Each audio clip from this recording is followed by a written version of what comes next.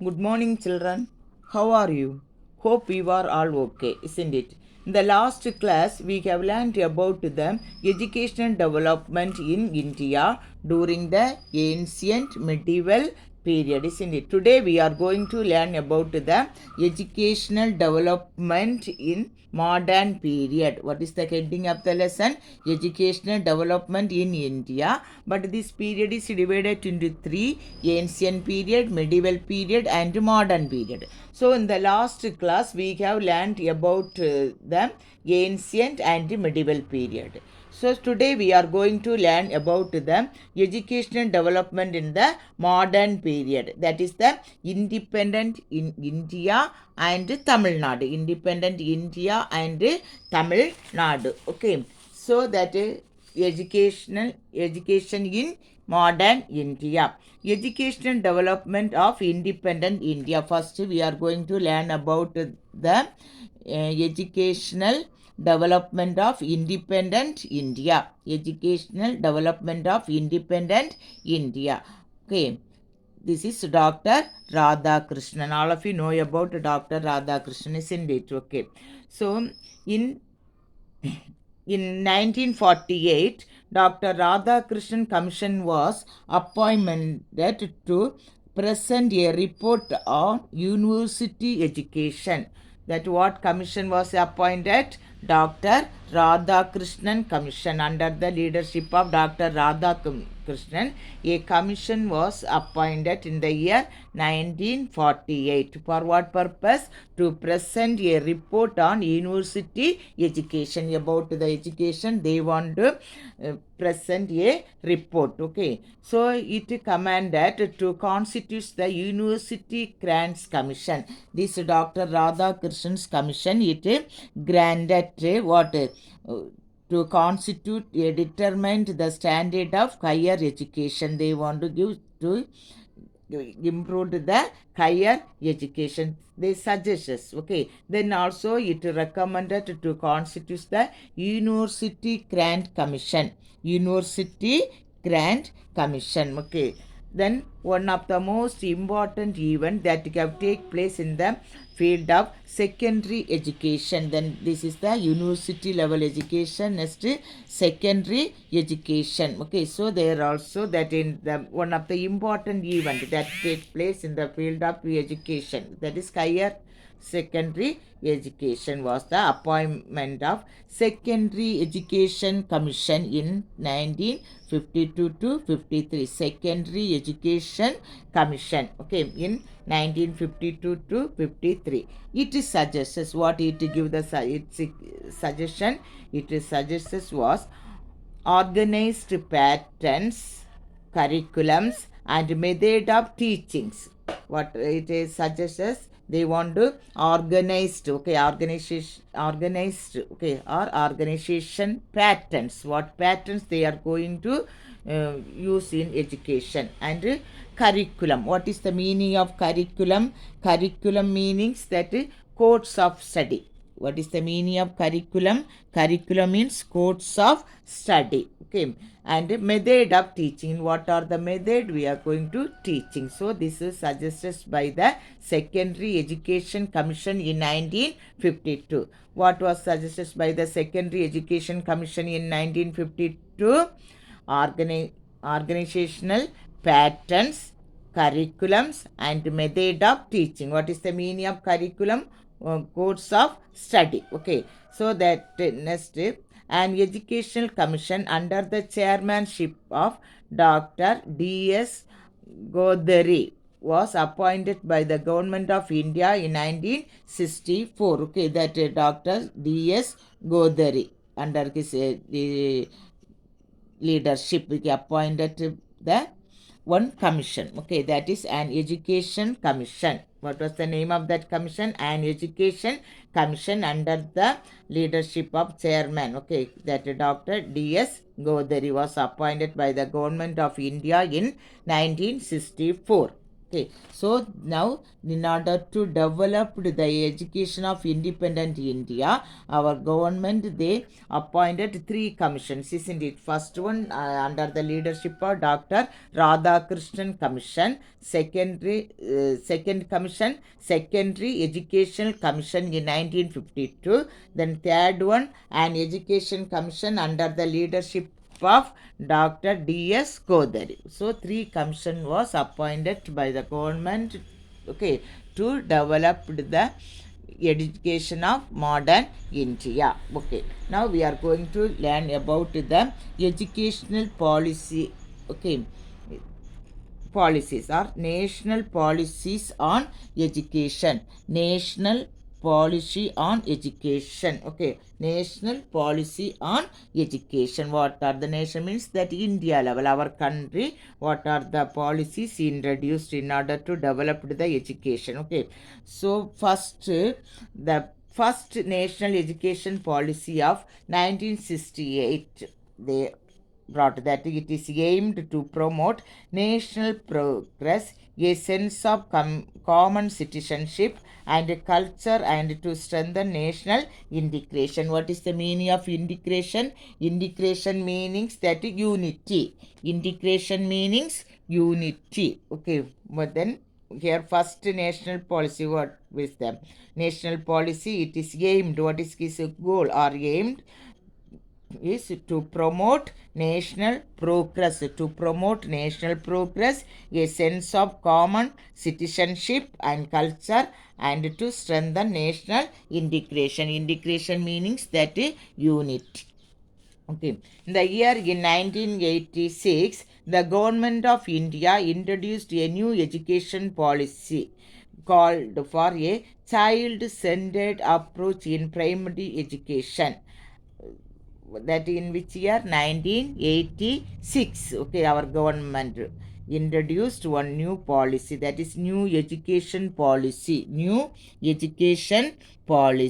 That new education policy was devised again in 1992. Okay, that new education policy. Okay, this policy introduced called, what it was called as a child centered approach in primary education, and launched operations Blackboard to improve primary schools nationwide. That meaning they launched meaning started. What is the meaning of launched?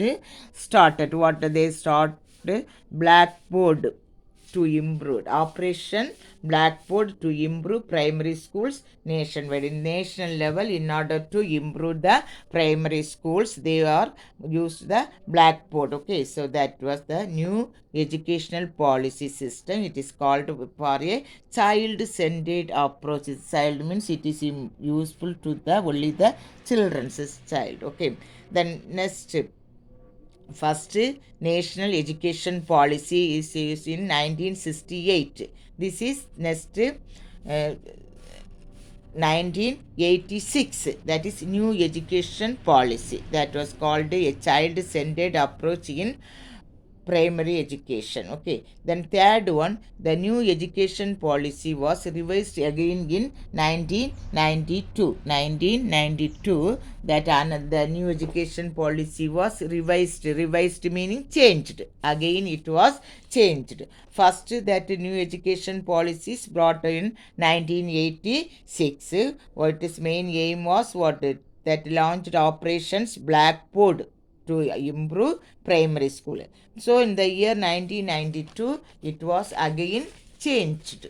So that is we are called the Sarva Shishya Abhiyan. That it is the Sarva Shishya Abhiyan, SSA and RMSA. What are the two policies introduced in the SSA and RMSA? Okay, Rashtriya Madhyamik Shishya Abhiyan. That fifth. So here this is the Sarva Shishya, SSA is the government of India's flagship. Say the Sarva SSA is the government of India's flagship program that was launched in 2000 to 2001 to achieve universal elementary education. Launched here it is launched. Launched meanings begin or started.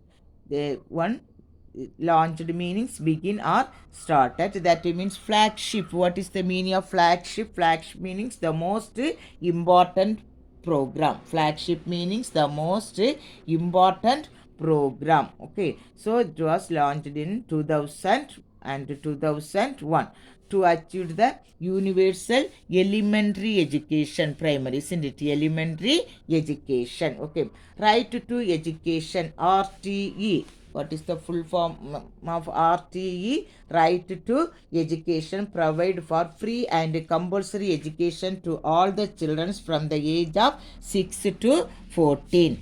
That here RTE, right to education, it provide for free and compulsory education to all the children from the age of 6 to 14 years.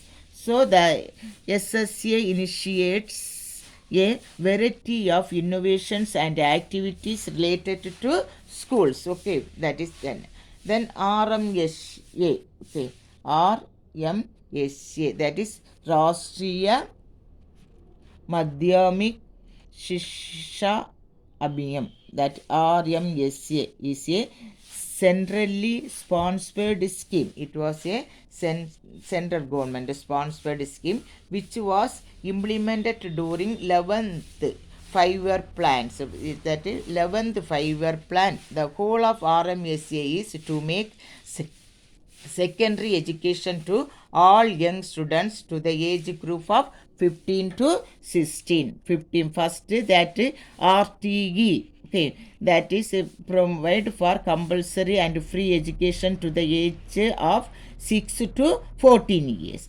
Here next RMSA. It is a centrally sponsored program. Okay, here that the age, the whole of that RMSA is to make secondary education to all young students. The age group is 15 to 16 years. Okay, so next we are going to learn about the education development in Tamil Nadu. Education development in Tamil Nadu. Educational development in Tamil Nadu. In ancient times, the schools was called Palli. All of you know nowadays also in Tamil many village peoples they are used to Palli only. Okay, that in the ancient times the schools was called Palli and the teacher was called as the Kanakkayar. Teacher was called as the Kanakkayar. The school is called Palli. Okay, the Pallava, Cholas and Pandya kings supported to the development of education in Tamil Nadu. That Tamil Nadu was ruled by the Chera, Chola, Pandyas. Okay, there that times they also supported to the development of education in Tamil Nadu. Who supported the development of education in Tamil Nadu? Pallavas, Cholas and Pandya kings. Okay, that Kanchi was considered as the main center of learning. All of you know Kanchi, isn't it? That Kanchi was considered as the main center of learning. During the Chola period, free education was given to people. With that Cholas period also they gave the free education to the people. From the inscriptions of that period we can gain knowledge about the qualification of teacher. That from that inscriptions, you know about inscriptions, isn't it? From there we can know about the qualification of a teacher, that method of teaching, salary of teachers, then put provided to the students and the land given to the schools access. So we got the information from the inscriptions. What are the informations we got from the inscriptions? That qualification of a teacher, method of teaching, salary of teachers, provide food to the students and the land given to schools, etc. Okay, so that Raja Raja Satur Vedi Mangalam, that Vedic college, that one Vedic college, it was in which place? Satur Vedi Mangalam. That it was, what was the name? Raja Raja. So that what was the name of that Vedic college? Raja Raja Satur Vedi Mangalam Vedic College, Rajaraja Satur Vedimangalam Vedic College. Then Thirupuvanai Vedic College, Thirupuvanai Vedic College and Thiruvaduturai Medical Schools, where the education centers flourished in Chola's period. That during the Chola's period, okay, that what are the colleges were introduced during the Chola's period, okay, that here only it is Rajaraja Sat Satur Vedi Mangalam, Satur Vedi Mangalam Vedic College. Okay, then Thirupuvanai Vedic College, Thiruvaduturai Medical Schools were the education centers flourished in Chola's period. Okay. Next, in the Pandya's period, education institutions were called as Sale, where Palli, now it was called as Sale. We are now also Padasale. We are using Padasale schools, isn't it? So that time, that is during the Pandya's period, the educational institutions were called as Sale. And the Vidya Sadhana, Vidya Sadhana, Sale and Vidya Sadhana. Lands were given to teachers. They were known as the Salabokam. What was Salabogam? The land was given to the teachers. Okay, so as a salary, the kings, they provided some land to the teachers. That land were known as Salabogam. What was Salabogam? The land given to the teachers. That is called Salabogam. Okay. The Maratha ruler Sarfuji, Maratha, famous one Maratha leader, he was Sarfoji II. Okay, the Maratha ruler Sarfoji II collected the old records and kept them in Saraswati Mahal Library. Saraswati Mahal, 7th standard you can learn about the Saraswati Mahal, Marathas ruled, isn't it? So in that Saraswati Mahal, there one library was there. In that library, Sarfoji collected the old records and kept them. Okay. Next is Sir Thomas Monro.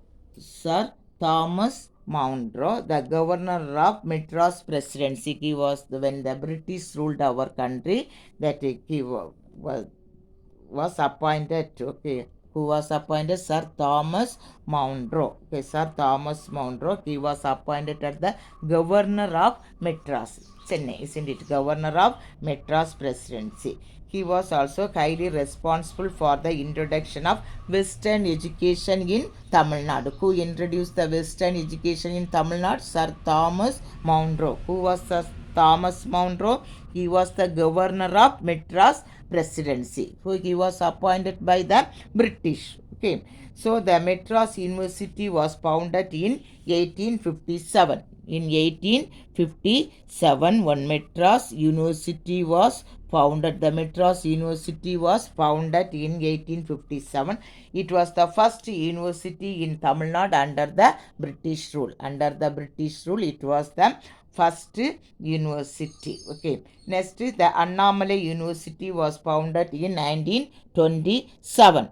1927, Annamalai University. Annamalai University was founded, okay, in Chidambaram. Okay, in 1922. Then free education at the secondary school level was introduced in 1964 to 65. Then in 1956, midday meal program was introduced in schools. Midday program means lunch. Okay, so that in 1956, midday meal program was introduced in schools. These are the policies and the programs introduced to the educational development in India. What are these are the policies and programs, okay, that introduced to education development in India. Okay, children, we have completed the lesson. So we next class we can learn about another lesson. Okay, thank you.